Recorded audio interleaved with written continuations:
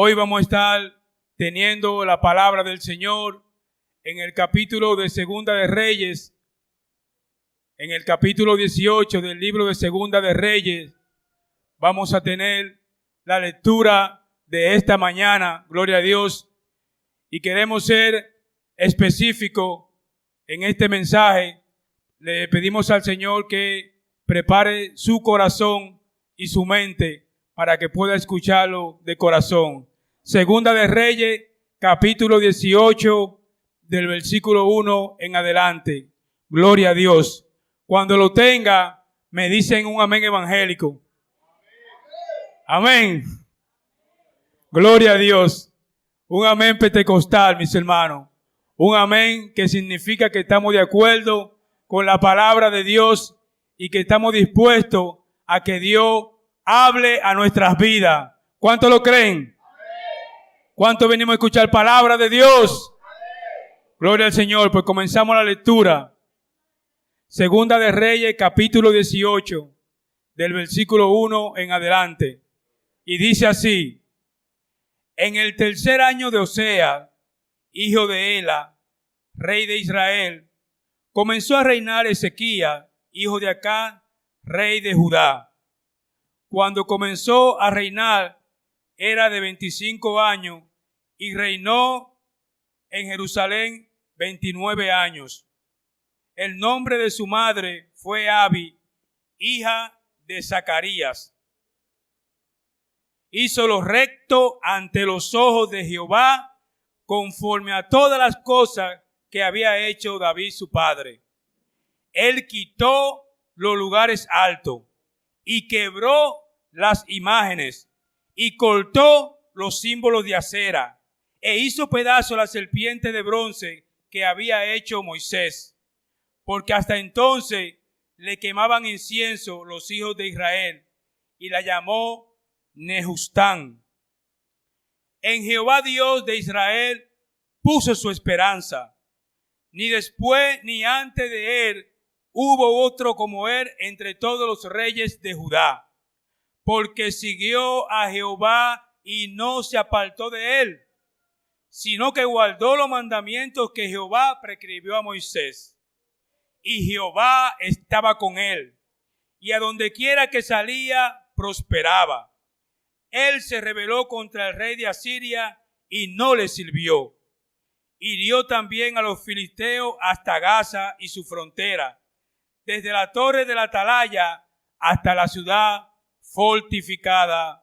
Amén y amén. Pueden sentarse. Le hemos puesto como título a este mensaje: la fidelidad produce la victoria. La fidelidad produce la victoria. Si el Señor, en su gran e inmensa sabiduría, determinó desde un principio, cuando se inspiró las Escrituras, a que este relato estuviera en 3 libros diferentes de la Biblia, es porque Él considera que realmente es importante. Este relato se encuentra también en el libro de Segunda de Crónicas y en el libro de Isaías. El Señor consideró y considera este relato muy importante porque de él podemos extraer diferentes enseñanzas a beneficio de nuestra vida cristiana. Amén. Lo primero que notamos es que Ezequías, cuando comenzó a reinar, era de 25 años. Era un jovencito. Reinó en Jerusalén por 29 años e hizo lo recto delante de la presencia de Jehová. Fue hijo de Abi. Su madre se llamaba Abi. Parece que su madre lo instruyó desde muy jovencito en los caminos del Señor. ¿Por qué decimos esto? Por la razón de que Ezequías no se inclinó como su padre a hacer las cosas que al Señor no le agradaban. Él no se inmiscuyó en la idolatría de su padre, sino que siguió fielmente los caminos del Señor. Aleluya. Él desde jovencito se dio cuenta que solamente obedeciendo a Dios y su precepto, solamente así podía tener un reinado glorioso para la honra y la gloria de Dios. Ezequías fue uno de los reyes llamados reformadores. ¿Por qué razón? Por los cambios que realizó en su pueblo. Su nombre significa Jehová ha fortalecido, y reinó en Judá desde el año 720 antes de Cristo, y fue el 13º rey del reino de Judá. Vemos que él comenzó desde muy joven a buscar los caminos del Señor y hizo fielmente como el Señor quería que hiciera. Cuando Ezequías ascendió al trono, el reino de Judá no se encontraba en su mejor momento. ¿Cuál era la situación espiritual en la que se encontraba el pueblo? Era una condición de caos, era una condición perdida, puesto que Judá no tenía el favor de Dios, puesto que acá su padre, como leímos, había cometido muchos actos detestables delante de la presencia de Jehová y había dejado que Judá se entregase totalmente a la idolatría. Él hizo que Judá fuera totalmente tras dioses ajenos, dioses falsos, como ningún rey antes que él había hecho.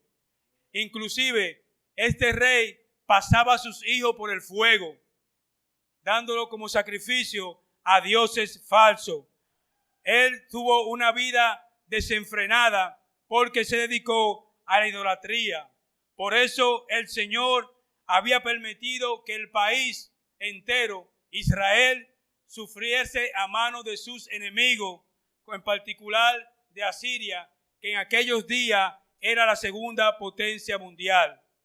El reinado de Asiria, donde quiera que iba a conquistar un pueblo, lo destruía totalmente. Era un poderoso ejército como jamás en la historia presente había sucedido así con un ejército. Era un ejército devastador. El Señor había entregado a Judá a ese imperio a causa de su maldades. Acá había despojado al templo y el palacio de su plata y de su oro, y hizo pedazos los utensilios del templo. Cerró sus puertas, es decir, cerró las puertas del templo de adoración de su Dios. Hizo altares para sí mismo en todo rincón de Jerusalén, ofreciendo sacrificio a otros dioses. Miren qué gran maldad estaba sumergido este pueblo. Pero Ezequías, ¿verdad? Él decidió en su corazón, así como lo decidió también Daniel en su tiempo, no apartarse de los caminos de Jehová, su Dios. Aleluya. Cuando Ezequías ascendió el trono de Judá, el reino norteño de las 10 tribus de Israel estaba todavía en peor situación. Debido a sus graves pecados, Jehová había permitido que se viesen en grandes aprietos y llegasen a ser tributarios de Asiria. Al poco tiempo, Asiria conquistó a Israel y se llevó al pueblo al exilio. Qué triste panorama, mis hermanos, nos sucede cuando nos apartamos de los mandamientos y de los preceptos de nuestro Señor y Salvador Jesucristo. De la vida de Ezequías, mis hermanos, podemos extraer diferentes enseñanzas. Veamos, por ejemplo, cuáles son algunas de ellas. Lo primero que es, como le comentaba al principio, fue que desde muy joven este muchacho, Ezequías, determinó en su corazón serle fiel al Señor. Él no dejó que lo malo lo influenciara, sino que puso en su corazón servir a Dios, y como dice el versículo 3, hizo lo recto delante de los ojos de Jehová, conforme a todas las cosas que había hecho David su padre. Hizo lo recto delante de Jehová. Tanto en el libro de Reyes como en el libro de Crónicas, cada vez que un rey actuaba de una manera, se decía que o hizo lo malo delante de Jehová o hizo lo recto delante de Jehová.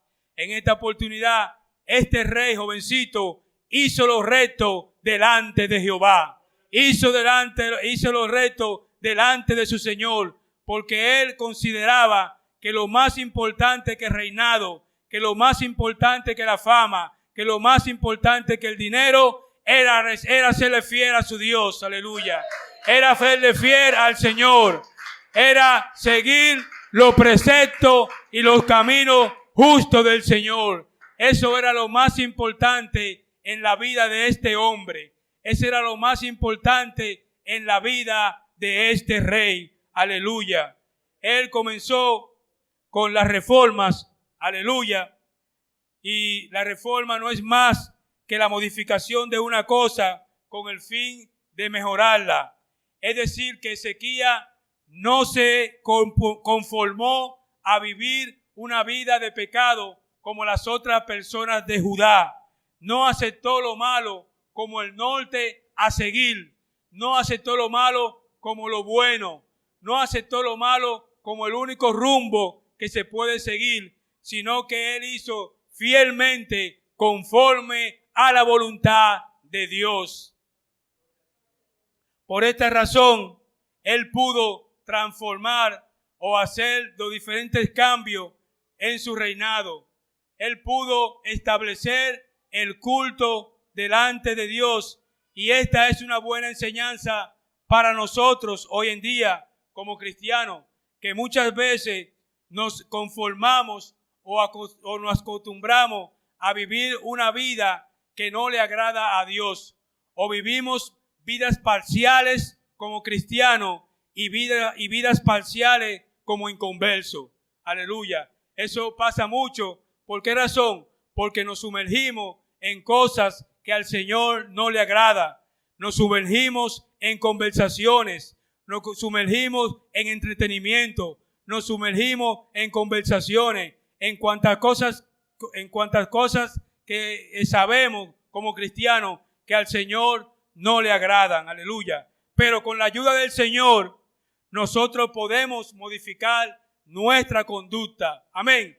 Con ayuda del Señor, nosotros podemos cambiar para mejorar y así ser fieles y obtener la victoria. ¿Cuántos lo creen? ¿Cuántos lo creen que podemos mejorar para ser mejores cristianos y así ser obedientes al Señor? Amén. Así es. Lo primero, mis hermanos, de las primeras cosas que hizo este joven, la encontramos en el libro de Segunda de Crónicas, en su capítulo 29, del 3 en adelante. Segunda de Crónicas 29, del 3 en adelante, dice así: en el primer año de su reinado, en el mes primero, abrió las puertas de la casa de Jehová y las reparó, e hizo venir a los sacerdotes y levitas, y los reunió en la plaza oriental.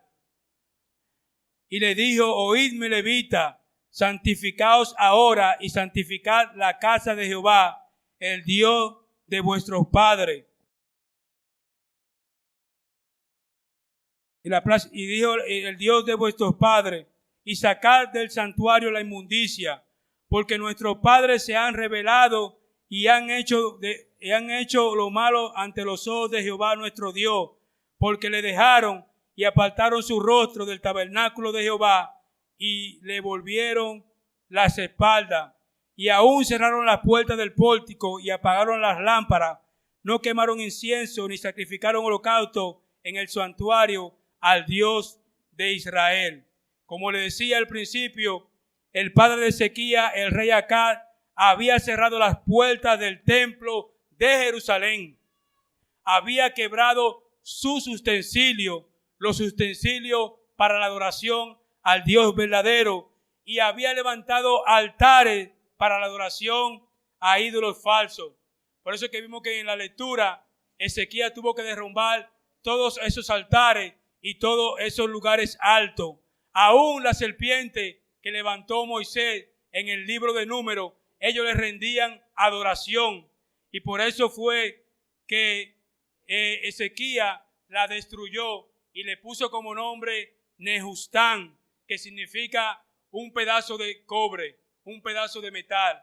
Es decir, menospreció totalmente esos ídolos falsos que su padre Acab había erigido. Gloria al Señor. Lo primero, mis hermanos, que podemos ver que hizo Ezequías antes de realizar cualquier actividad política o militar, lo primero que hizo fue restablecer el culto a Jehová. Abrió nuevamente las puertas del templo y las reparó para que el pueblo pudiera volver al templo a adorar al Señor. Aleluya. Qué gran lección, mis hermanos, nos da este jovencito de apenas 25 años. Lo primero que él hace antes de cualquier actividad es reparar la casa de su Dios. Lo primero que él hace es abrir las puertas del templo para que los ciudadanos de Judá pudieran adorar libremente a su Señor. Qué gran lección nos da a nosotros, los cristianos, que nuestros templos, mis hermanos, es decir, la iglesia, están abiertos. Ustedes ven las puertas de la iglesia abiertas, pero hay un problema. Nosotros como cristianos muchas veces tenemos nuestro corazón cerrado. Por esa razón no le damos la importancia que tiene el congregarse. Por esa razón muchas veces pasamos por alto cuán importante es mirar cuán bueno y cuán delicioso es morar los hermanos juntos en armonía. Como dice el Salmo 131:1, es bueno y delicioso que nosotros moremos en la casa del Señor todos los días. Pero ¿por qué entonces no nos congregamos? ¿Por qué entonces muchas veces pensamos que quizá el estudio de los miércoles no es tan importante y me voy a quedar haciendo oficio? ¿Por qué muchas veces pensamos, estoy muy cansado hoy para ir a la iglesia, iré el domingo, que es el día realmente de culto? Son cosas que deberíamos, hermanos, tomarlas en consideración, porque como dice el Salmo 84:10, es mejor un día en los atrios de Jehová que mil fuera de ellos. Aleluya. Un día en la casa de Jehová es mejor que 1000 fuera de ellos. El salmista no se conformaba solamente, mis hermanos, con ir afuera del templo a adorar y a glorificar el nombre del Señor. ¿Y por qué, si usted tiene la oportunidad de venir a congregarse libremente, no le da el empeño que eso lleva y no se congrega frecuentemente? Debemos devolver nuestros corazones. Y como dice Hebreos 10:25, no dejemos de congregarnos como algunos tienen por costumbre. Es decir, que el mismo libro de Hebreos 10:25 especifica que hay algunos cristianos que tienen costumbre de no congregarse. ¿Tiene usted la costumbre de no congregarse? ¿Es usted de aquello que habla el libro de Hebreos en su capítulo 10, versículos 24 y 25? Eso es algo, mis hermanos, en la cual nosotros debemos de meditar. ¿Qué estamos haciendo en el tiempo que le pertenece al Señor? Sabemos que todo el tiempo le pertenece al Señor, pero hay días que hemos apartado para glorificar y exaltar su nombre. Y esos días no pueden ser negociables, ni con trabajo, ni con oficio, ni con tarea, ni por los hijos. Los días del Señor son los días para adorarle. Los días del Señor son los días para glorificarle. Los días del Señor son los días para exaltarle y glorificar su nombre. Así que, mis hermanos, meditemos qué estamos haciendo en los días que debemos de estar aquí en la iglesia. Gloria al Señor. Otra cosa que hizo este joven Ezequías fue que celebró nuevamente la Pascua al Señor, como se registra en Segunda de Crónica, en su capítulo 30, versículo 1 al 9. Segunda de Crónica, capítulo 30, dice así: envió después Ezequías por todo Israel y Judá y escribió cartas a Efraín y a Manasés para que viniesen a Jerusalén a la casa de Jehová para celebrar la Pascua a Jehová Dios de Israel.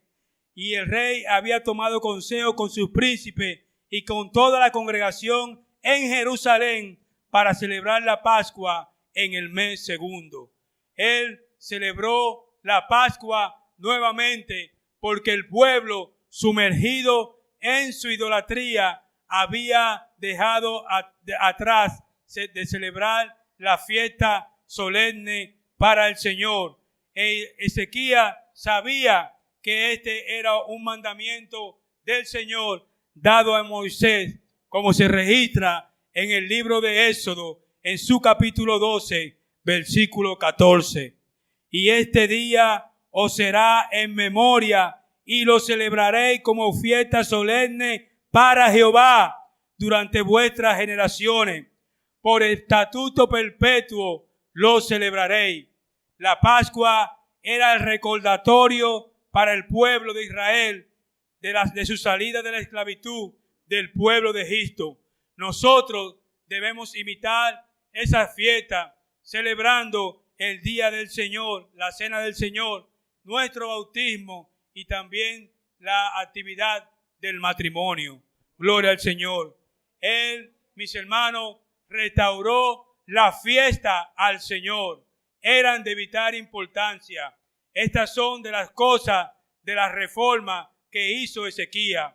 Por eso se le llama uno de los profetas de los reyes reformadores. Otra de las cosas que hizo este rey fue que motivó al pueblo a dar nuevamente los diezmos y las ofrendas para la casa de Dios. Leemos en Segunda de Crónica 31, 4 en adelante. Mandó también al pueblo que habitaba en Jerusalén que diese la porción correspondiente a los sacerdotes y levitas para que ellos se dedicasen a la ley de Jehová. Y cuando este edicto fue divulgado, los hijos de Israel dieron muchas primicias de grano, vino, aceite, miel y de todos los frutos de la tierra. Trajeron asimismo en abundancia los diezmos de todas las cosas. También los hijos de Israel y de Judá que habitaban en las ciudades de Judá dieron del mismo modo los diezmos de la vaca y de las ovejas, y trajeron los diezmos de los santificados de las cosas que habían prometido a Jehová, y lo depositaron a montones. Gloria al Señor. El pueblo había también descuidado las ofrendas y los diezmos del Señor. El pueblo había descuidado su adoración por medio de entregar a Dios lo que a Dios le pertenecía.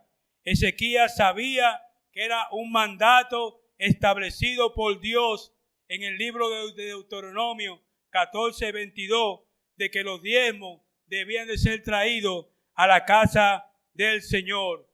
¿Y qué pasó con esto? Sucedió que cuando el pueblo, acabamos de leer, escuchó el llamado del rey, ellos se motivaron a dar en abundancia. Algunos trajeron miel, otros trajeron vino, otros trajeron aceite, otros trajeron vacas, otros trajeron bueyes. Aleluya, gloria a Dios. Es decir, que no importa cuánto usted tenga, cuando usted tenga la disposición de darle al Señor, eso es lo que cuenta. Porque eso es símbolo de lo mucho o de lo poco que se le puede dar al Señor. Lo importante es, como está haciendo la congregación, es aportar para la obra de Dios. Porque esta obra que estamos haciendo aquí en la iglesia es una obra para la honra y la gloria de Dios. Y contamos con usted, mis hermanos. Contamos con su actitud. Contamos como el llamado del rey Ezequías a que usted ofrende y diezme para la obra del Señor, porque no será en vano. El pueblo inmediatamente fue bendecido. Y aunque aquí no le decimos que usted que dé para que sea bendecido, la Biblia sí establece que el que da generosamente para la obra de Dios alcanza bendición. ¿Cuántos lo creen? ¿Cuántos lo creen así? Cuando usted aporta para la obra de Dios, la obra del Señor crece. La obra del Señor se expande. La obra del Señor alcanza a los inconversos, alcanza a los que no conocen de Dios, porque el templo se va agrandando, pero así también se va hinchando nuestro interés de predicar la palabra del Señor. Aleluya. Pero muchas veces el enemigo, mis hermanos, no le gusta que nosotros hablemos o tratemos esos temas. ¿Por qué? Porque ponen a los hermanos en una disposición correcta. Ponen a los hermanos en una actitud realmente favorable delante de los ojos de Dios. Es así, mis hermanos, y por eso nosotros debemos continuar aportando para la obra de Dios. Aleluya. Pero como todo no es color de rosa, vemos que Ezequías hizo diferentes reformas en su reinado.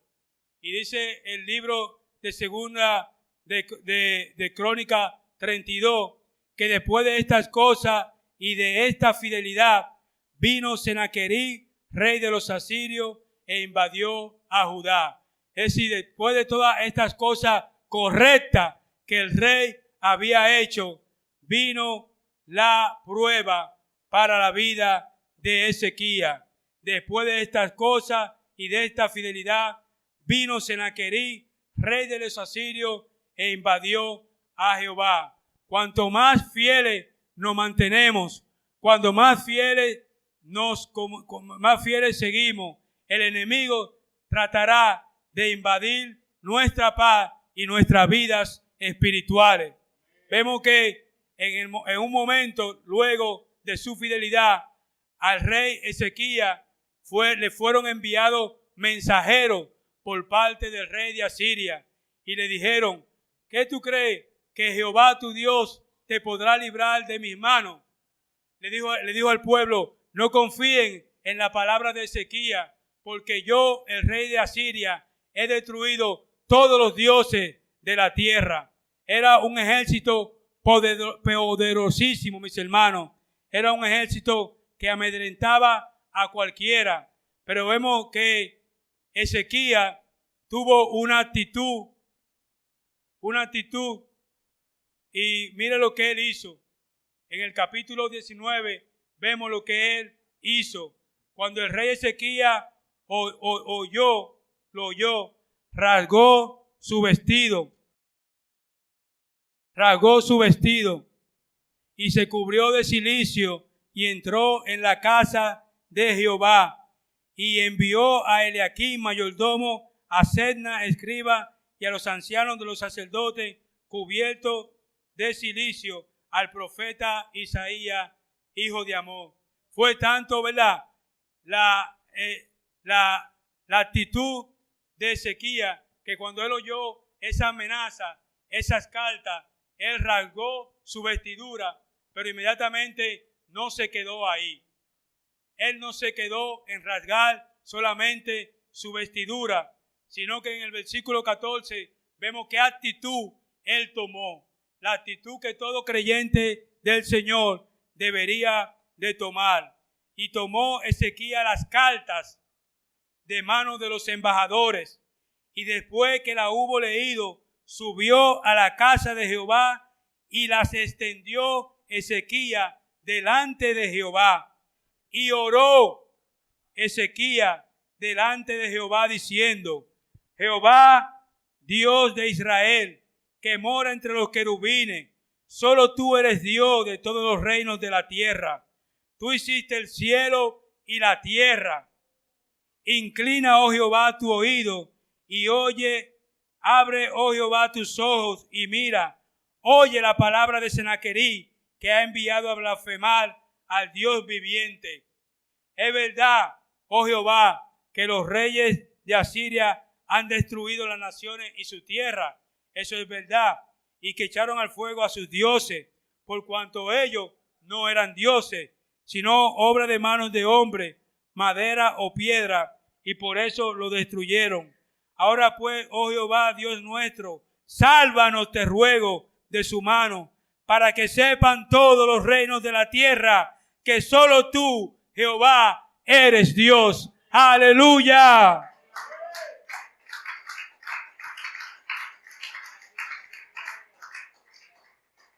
Ezequías, inmediatamente de esa plegaria, vemos que en el versículo 14, ¿a dónde él fue a hacer esa plegaria? Fue al templo de su Dios, al templo que ya había sido reconstruido. Y luego de él hacer esta oración, esta petición de humillación y de súplica delante de su Dios, entonces Isaías, hijo de Amós, envió a decir a Ezequías: así ha dicho Jehová, Dios de Israel, lo que me pediste acerca de Sennacherib, rey de Asiria, he oído. Esta es la palabra que ha pronunciado acerca de él. La virgen hija de Sión te menosprecia, te escarnece detrás de ti, mueve su cabeza. ¿A quién has vituperado y blasfemado? ¿Y contra quién ha alzado la voz y levantado en alto tus ojos? Contra el Santo de Israel. Es decir, que el pueblo de Asiria no había blasfemado contra el rey Ezequías, no había dicho mal contra el rey Ezequías, sino que había blasfemado contra el mismo Dios de los ejércitos, contra aquel que no ha perdido una batalla, contra aquel que asegura tu victoria en la enfermedad, en la tribulación, en la soledad y en el desasosiego. Aleluya. Vemos entonces qué sucedió entonces luego de esta petición de parte de Jehová. Si vemos el libro de Segunda de Reyes 19:35 al 37, nos daremos cuenta cómo termina esta historia. Segunda de Reyes 19:35 al 37, vemos al final qué sucedió. Y aconteció que aquella misma noche salió el ángel de Jehová y mató en el campamento de los asirios a 185,000. Y cuando se levantaron por la mañana, he aquí que todo era cuerpo de muertos. Entonces Sennacherib, rey de Asiria, se fue y volvió a Nínive, donde se quedó. Y aconteció que mientras él adoraba en el templo de Nimrod, su dios, Adramelech y Sarecer, sus hijos, lo hirieron a espada y huyeron a tierra de Ararat, y reinó en su lugar Esar-Adón, su hijo. Con un solo ángel el Señor venció un ejército de 185,000 hombres asirios. ¡Aleluya! Si eso hizo el Señor en ese tiempo, ¿cuánto más podrá hacer en tu vida hoy en día? ¿Con cuánto más podrá el Señor actuar? ¿Cuánto más podrá el Señor pelear a favor tuyo? El Señor no necesita un gran ejército. Solamente con el ángel de Jehová está tu vida protegida. Porque el ángel de Jehová acampa alrededor de los que le temen y los defiende. Gloria a Dios. Claman los justos y Jehová oye. Aleluya. Y los libra de todos sus temores. Ese es nuestro Dios. Ese es el Dios que nosotros venimos a adorar, ¿verdad? Ese es el Dios a quien venimos a servir. Vemos, mis hermanos, que Ezequías y ni Ezequías ni el pueblo tuvieron que levantar o lanzar una sola flecha. Solamente con ese poderoso ángel el Señor desbarató ese gran ejército. Un gran ejército en aquellos tiempos. ¿Cuál es el ejército que en tu vida te está atormentando? ¿Cuál es ese ejército que tú crees que es demasiado grande? ¿Cuál es ese ejército que tú piensas que te va a vencer? ¿Cuál es ese ejército que tú crees que te va a destruir? No hay ejército poderoso para nuestro Dios. No hay ejército grande para nuestro Dios, porque nuestro Dios es el creador de todo lo que existe. Nuestro Dios es el creador de todo cuanto subsiste.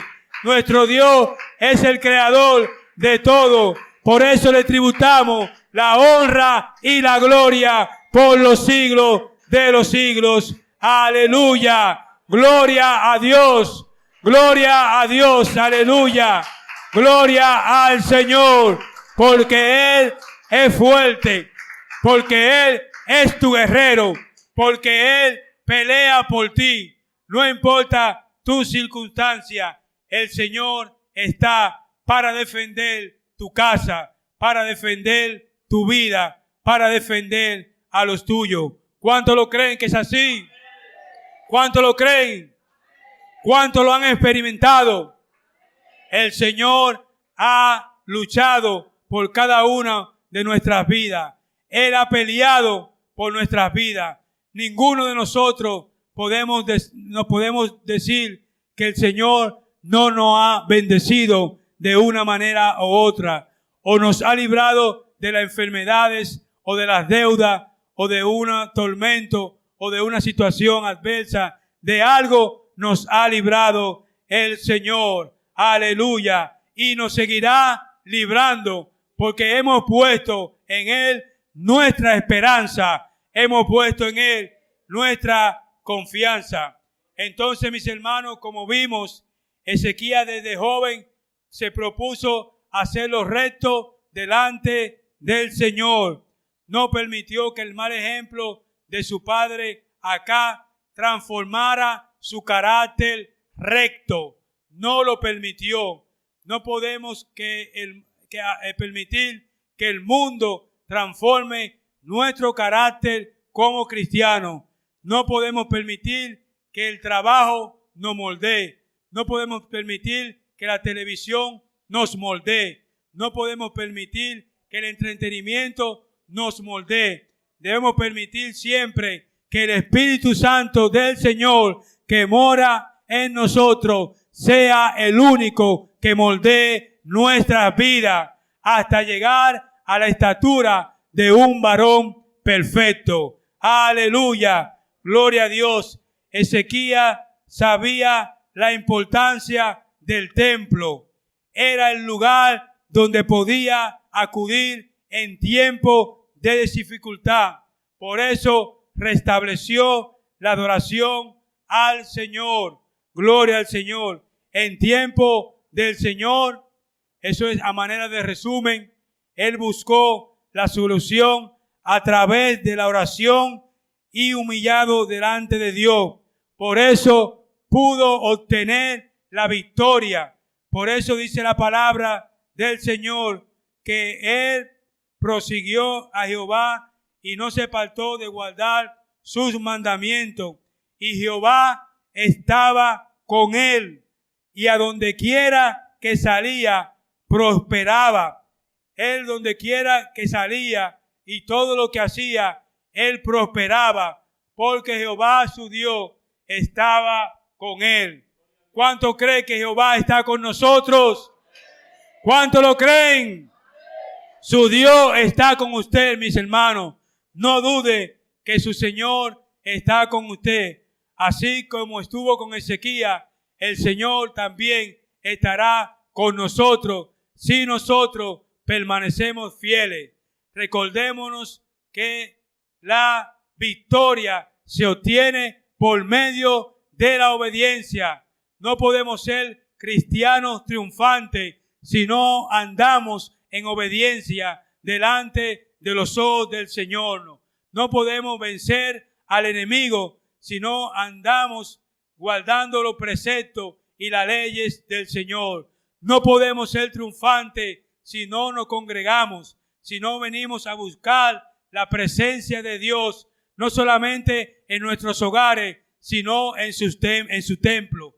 Vemos que Ezequías lo primero que hizo luego de ser amenazado fue que él se dirigió ¿dónde? Él se dirigió al templo, expuso en el templo las cartas que amenazaban a su reino, expuso delante del Señor las amenazas, expuso delante de su Dios su miedo, su conflicto, sus adversidades.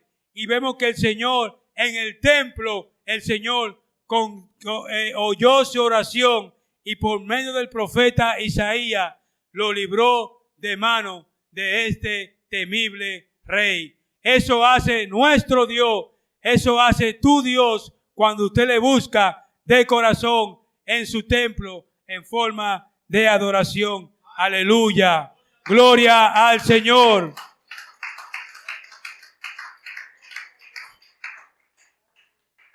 Mano, pero nuestro mayor ejemplo de fidelidad no lo encontramos en Ezequías, ni en Moisés, ni en ningún otro profeta. Lo encontramos en el personaje de aquel que habla la Biblia en toda su plenitud. Cuando hablamos de este personaje, nos referimos a nuestro Señor y amado Jesucristo. Como dice Filipenses 2, 5 al 8, dice así: haya pues en vosotros este sentir que hubo también en Cristo Jesús, el cual, siendo en forma de Dios, no estimó ser igual a Dios como cosa a que aferrarse, sino que se despojó a sí mismo, tomando forma de siervo, hecho semejante a los hombres, y estando en la condición de hombre, se humilló a sí mismo, haciéndose obediente hasta la muerte y muerte de cruz. Ese es nuestro mayor ejemplo. Nuestro Señor Jesucristo es el ejemplo mayor de fidelidad y es el ejemplo mayor de victoria, porque Él, siendo Dios, no escatimó ser igual a Dios, sino que se despojó a sí mismo, tomando forma de siervo, y no escatimó nada valeroso para Él, sino que sacrificó tu vida por ti y por mí, para que hoy nosotros seamos cristianos victoriosos en su nombre. En el nombre de Jesús, nosotros somos victoriosos porque Él venció la cruz, porque Él venció la muerte, porque Él resucitó al tercer día y hoy está a la diestra del Padre, reinando por los siglos de los siglos y peleando e intercediendo por cada uno de nosotros. A Él sea la honra, a Él sea la gloria. Aleluya, por los siglos de los siglos. Gloria al Señor. Ese es nuestro mayor ejemplo, Jesucristo. Si tú aún, personas que nos visitan, no le conocen, las puertas de la iglesia, las puertas de Cristo están abiertas para ti en esta mañana. Tú puedes, como Ezequías, tener una relación personal con el Señor y ver los frutos de victoria que el Señor va a traer a tu vida. Solamente si tú aceptas al Señor como tu suficiente y único Salvador, tendrás la garantía de victoria en todos los ámbitos de tu vida. Por eso te exhortamos a que busques del Señor. Te exhortamos a que venga a la casa de Dios. Te exhortamos que en tiempo de tribulación tú busques al Señor y le derrames tu corazón, porque como dice la palabra, este pobre clamó y lo oyó Jehová y lo libró de todos sus temores. Aleluya. Cuando clamamos al Señor, Él nos libra de todo aquello que nos aflige. Él nos libra de todo aquello que nos quita la paz. Él nos libra de toda situación adversa. Solo en Cristo tenemos paz. Solo Cristo tenemos seguridad. Solamente en Cristo, el gran Dios y Señor de nuestra vida, tenemos la fe y la esperanza de que algún día seremos librados de toda esta calamidad. Gloria al Señor. Solamente en Cristo, mis hermanos, tenemos la esperanza. Así, mis hermanos, que imitemos al rey Ezequías, imitemos su andar, pero imitemos principalmente a Cristo, que siendo quien él era, no escatimó ser a Dios como Dios, sino que se humilló por cada uno de nosotros para tener una muerte dolorosa. Gloria al Señor. Oramos. Gracias, Señor. Señor, le damos gracias, Dios mío, por esta hora, por esta, Señor, su palabra que ha sido predicada. Gracias, Señor, por cada uno de nosotros. Le pedimos, Dios mío, que estas palabras, Dios mío, explicadas en esta mañana, sean para beneficio de cada uno de nosotros y que nosotros podamos imitar, Señor, las cosas buenas de este Rey que ante sus ojos, Señor, se comportó de una manera recta. Ayúdenos, Señor, a vivir en rectitud. Ayúdenos, Señor, a buscarle en oración. Ayúdenos, Señor, a buscarle en todo tiempo. Ayúdenos a entender que si buscamos su rostro y su presencia estará con cada uno de nosotros. Le suplicamos sus bendiciones, Señor, y que esta palabra puedan calar en los corazones que no le conocen.